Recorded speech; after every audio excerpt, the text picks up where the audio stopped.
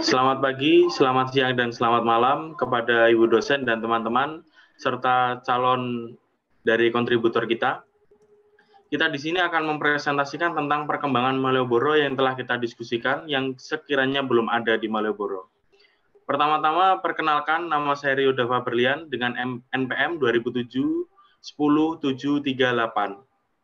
Perkenalkan, nama saya Daniel Abel Azriel dengan NPM 2007 10774. Perkenalkan, nama saya Stefanus Dara Ranahita, NPM saya 2007 10772. Selanjutnya, boleh dilanjut. Di sini ada sejarah dari Malioboro itu sendiri, yaitu dalam bahasa Sanskerta, kata Malioboro itu diambil dari nama seorang kolonial Inggris yang bernama Marlborough dengan bermakna karangan bunga. Di sini pendirian Malioboro pada tahun 1811 sampai dengan 1816 pendiriannya dan berkembang sampai dengan sekarang. Marlborough tinggal di sana dari tahun 1811 sampai 1816. Selanjutnya. Fungsi dari pembangunan Malioboro itu sendiri, pada awalnya Malioboro merupakan salah satu tempat ikonik yang menjadi sumbu imajiner dari Gunung Merapi hingga ke pantai selatan, yaitu meliputi Gunung Merapi, Tugu, Malioboro, Kraton, Kandan Menjangan, sampai dengan pantai selatan. Selanjutnya. Ya, sekarang kita akan masuk ke perkembangan. Dulu awalnya Malioboro merupakan tempat perdagangan antara orang Belanda dan orang Tionghoa. Nah, tapi seiring berjalannya waktu, setelah Belanda pergi juga, pemerintah membuat Malioboro menjadi sebuah tempat wisata dan tempat perdagangan.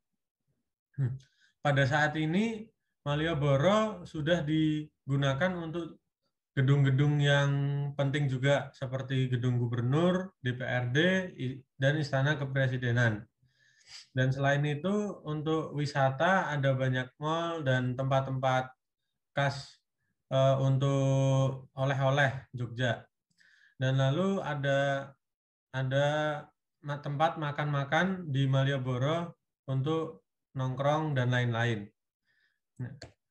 Lalu ini gambaran Malioboro, yaitu saat Malioboro saat malam akan terlihat lebih bagus. Lalu ini denah Malioboronya. Nah, Malioboro ini dibagi menjadi dua. Jadinya Malioboro yang dekat Tugu Jogja dan yang di selatan yang di titik nol. Dan yang di dekat Tugu Jogja itu merupakan Malioboro yang dibuat ada stasiun Tugu. Dan kalau yang di selatan itu yang biasanya untuk orang jalan-jalan dan foto-foto di titik nol. Lalu di sini ada beberapa masalah yang kita identifikasi.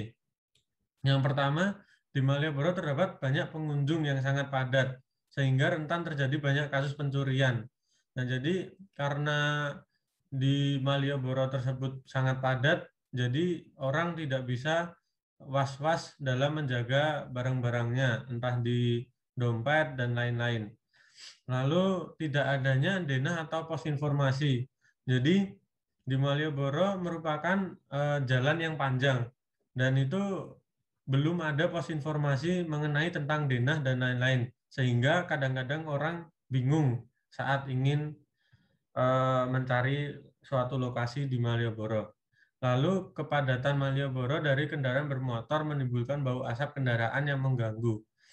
Jadi di Malioboro biasanya sangat padat akan kendaraan bermotor. Hal ini sangat mengganggu para pejalan kaki dan tentu saja akan membuat udara di sana tidak segar.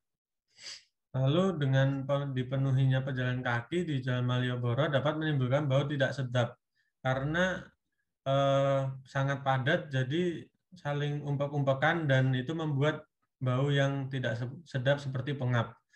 Dan yang terakhir itu kurangnya daya tarik berupa hiburan bagi pejalan kaki. Nah, yang dimaksud di sini adalah seperti pementasan seni yang akan kita tampilkan nanti.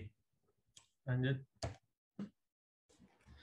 Untuk potensi yang akan kami kembangkan, yang pertama adalah pementasan seni di daerah Malioboro. Yang kedua, pemberian home bias perfume pada tiang-tiang lampu jalanan di Malioboro. Dan yang ketiga adalah penambahan CCTV dan pos informasi.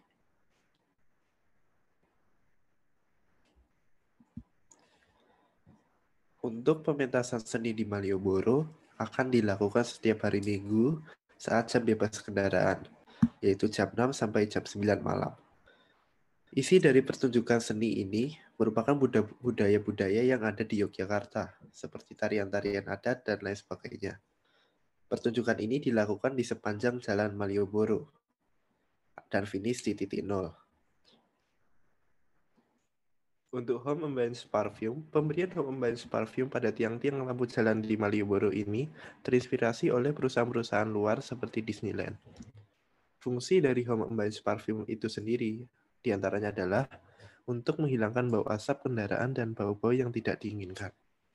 Selain itu, pemberian home ambience parfum bertujuan untuk menambah kenyamanan pengunjung dan memberikan ambience yang menarik untuk memberikan kesan yang unik terhadap Malioboro. Contoh penggunaan home ambience parfum, misalnya di depan kafe atau di depan toko roti diberikan parfum-parfum yang berbau seperti roti ataupun kopi untuk menarik para pejalan kaki untuk masuk ke dalam kafe tersebut. Lanjut.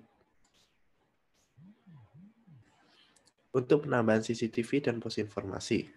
Ditambahkannya CCTV di depan gedung-gedung di pinggir Malioboro yang bertujuan untuk menambah keamanan di jalan Malioboro. Lalu untuk penambahan pos informasi akan diberikan setiap 100 meter di sepanjang jalan Malioboro. Isi dari pos informasi tersebut adalah Dinah Malioboro. Lanjut. Tujuan yang dicapai. Yang pertama adalah untuk memperkenalkan budaya tradisional dan menarik perhatian dan hiburan pedestrian. Yang kedua, memberikan ambience atau suasana bagi pengunjung yang dapat disesuaikan dengan tempat atau daerah Malioboro yang sedang dikunjungi. Yang ketiga, meningkatkan keamanan di Malioboro dan mempermudah pengunjung mencari informasi letak suatu tempat di Malioboro. Terima kasih atas perhatiannya. Diharapkan untuk kontributor bisa berpartisipasi dalam proyek kami untuk mendukung objek pariwisata di Malioboro semakin menarik, aman, dan nyaman, sehingga mengikat minat pengunjung lebih banyak lagi untuk berwisata di Malioboro. Sekian, terima kasih. Salam sehat untuk semuanya.